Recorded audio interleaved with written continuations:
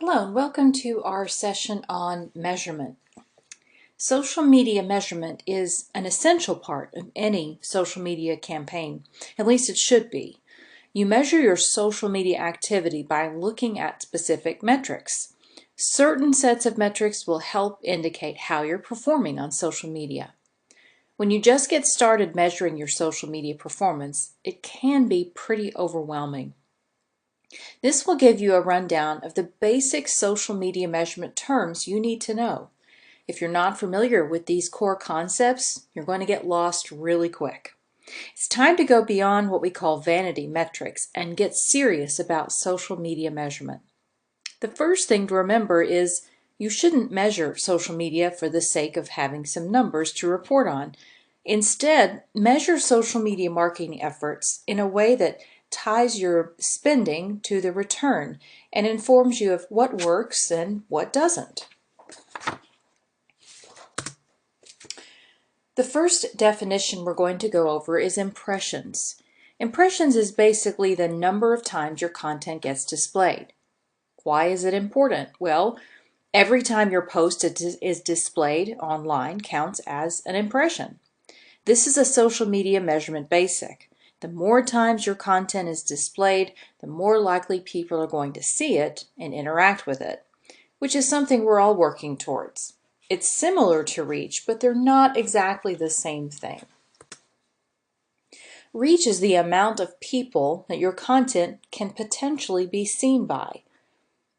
Reach will tell you the number of people's accounts that your content has appeared to, where impressions tells you the total amount of times your content was displayed.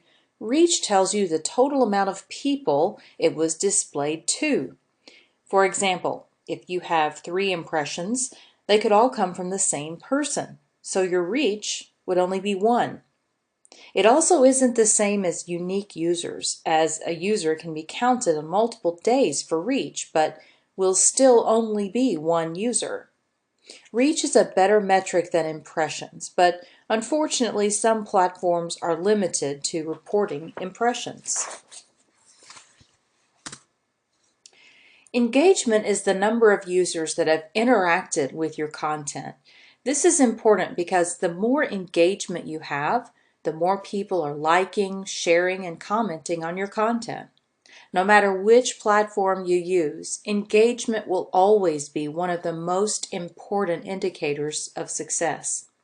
Having engaging content keeps your audience happy and improves its chances of going viral. Algorithm refers to the way a social media platform presents its content to its users. It's important because the algorithm is the code that makes certain posts appear at the top of your feeds and others at the bottom. Some platforms use an algorithm that sorts chronologically, and others use one that sorts by relevance. Depending on the algorithm, you'll have to adjust your strategy to maximize your results. Click-through rate is the amount of users who clicked through a link to your website or services compared to the amount of people who viewed the content it was part of. This is important because the more people that are clicking through to your intended content, the closer they are to purchasing your product or services. Social media can help bring in new customers, and click-through rates helps you see how many people are successfully being brought in that direction. Frequency is how many times you've reached the same person with a specific piece of content. It's important because the amount of times a user sees your content will affect how they feel towards it. The more people see the same content from you, the more likely they are to become annoyed by it. And that can lead them to hiding your posts, which you want to avoid. You have to find the right balance that will engage your users but not tire them out. This shouldn't be confused with posting frequency, which is an indicator of how often you make unique posts on a social media platform. That's also important, as you do need to find the right balance too for your business. Segmentation. This is the type of users that are part of your social media community, separated by the type of actions they take with your content. This is important because not all of your users will behave the same way to your content. You want to attract people who will engage and share your content, and looking at what kind of users you have is the first step to improving this. Hashtags. The name of this symbol, which helps people group and share similar content, is something many of us are familiar with. It's important because it's not just a fad for millennials. Hashtags are important across social media platforms, making your content easier to find and helping you reach the audience you want. You do have to use them intelligently if you want to succeed. Response rate is the time it takes for your brand to reply to user actions on social media. This is important because social media is a conversation. The longer you take to respond, the less your audience is going to have a positive impression of you. And if you don't reply at all, your brand image is going to be hit. You want to respond to as many of your users as you can, especially when they have valid concerns. Conversions are the amount of social media users that perform an action you desire, like signing up for a newsletter, downloading an ebook, or buying your product. This is important because conversions are a popular online marketing term, and even more important for social media specifically. No matter what you do on social media, you want to get casual users or fans to take part in reaching your goals. If a high number of your social media users start using your services or become actual customers, you know you're doing something right. For example, someone who sees a link to your product on one of your Facebook posts and clicks on it and then buys the product would count as a conversion. CPM, CPC, and CPV. These stand for cost per thousand impressions, cost per click, and cost per view. These are important because all of these metrics indicate somewhat similar information: how much your advertising will cost per a certain action or actions. When you start advertising, you'll need to know what your goals are and how to measure your success with the above metrics. It's good to get familiar with them and see which ones are most important for you and your business. Now that you know some of the basic terms, let's talk about other tips in measurement.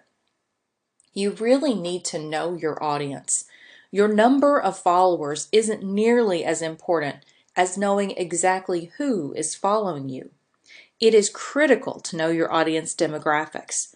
Knowing your social media demographics will allow you to answer questions like, how old is my average follower? Are my followers mostly men or women? Where are my followers from? Answering these questions allows you to tailor your messaging to your audience.